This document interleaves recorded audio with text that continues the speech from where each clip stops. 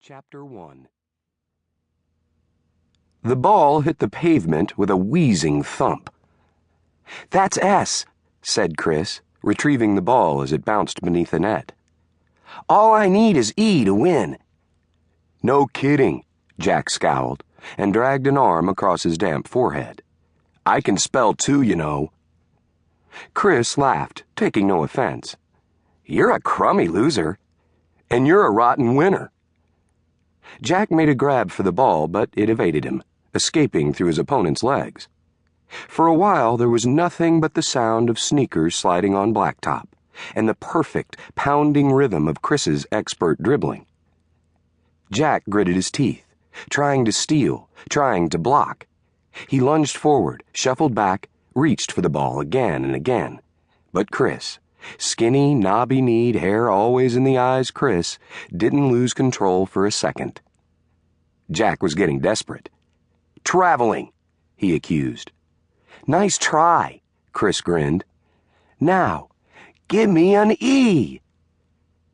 Jack found himself watching helplessly as the ball rose, from knees to waist to shoulders, only to be released from Chris's fingertips in a graceful arc toward the basket. Swish! Again, Chris laughed. "Always did love those vowels." Jack had to smile at that, since it was an unmistakable reference to the day they'd met. Then he shook his head and crossed the driveway to lean hard against the garage door. It was the third game of horse Chris had beaten him at that afternoon. It didn't exactly bother Jack, since he had accepted long ago that Chris was the best basketball player he knew. Best swimmer, too, and skater. Chris also beat him at tennis on a regular basis. "Winner buys the sodas," said Chris, throwing a friendly punch to Jack's shoulder. "Come on, I'll race you to the deli." "Forget it." Chris was also the fastest runner. Jack sighed, leaving the ball in the driveway and following his friend toward the cool shade of the sidewalk. "I just have one question. How do you manage to nail every shot with all that hair hanging in your eyes?" "Concentration." Chris shook some rusty blonde bangs aside. "Besides, my dad ordered me not to cut it." Jack laughed. "All my dad ever does is yell at me to cut mine." "Go figure, huh?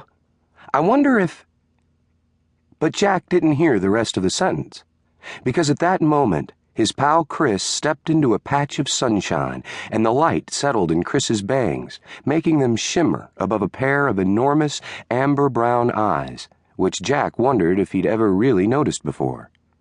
At that moment, Chris didn't look familiar to Jack. At that moment, she actually looked pretty.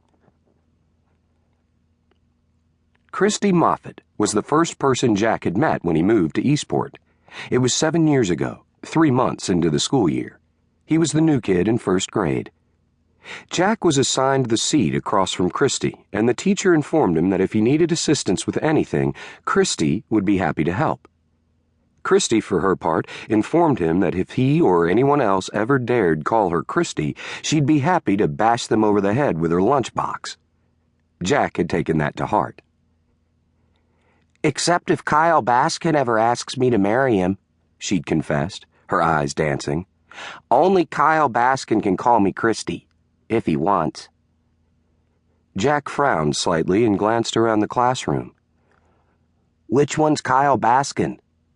"Him." Chris used her pencil to point discreetly toward the back of the room.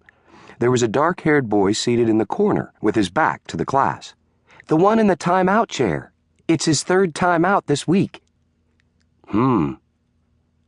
It seemed to Jack that a girl could do a heck of a lot better than a repeat offender like Baskin, but he decided not to say so. The teacher returned, handing Jack a workbook. She told him they were finishing up the section on vowels. That information had put an immediate lump in his little throat. He could feel the tears pinching at the corners of his eyes. He'd left his last school when they were just beginning the section on vowels.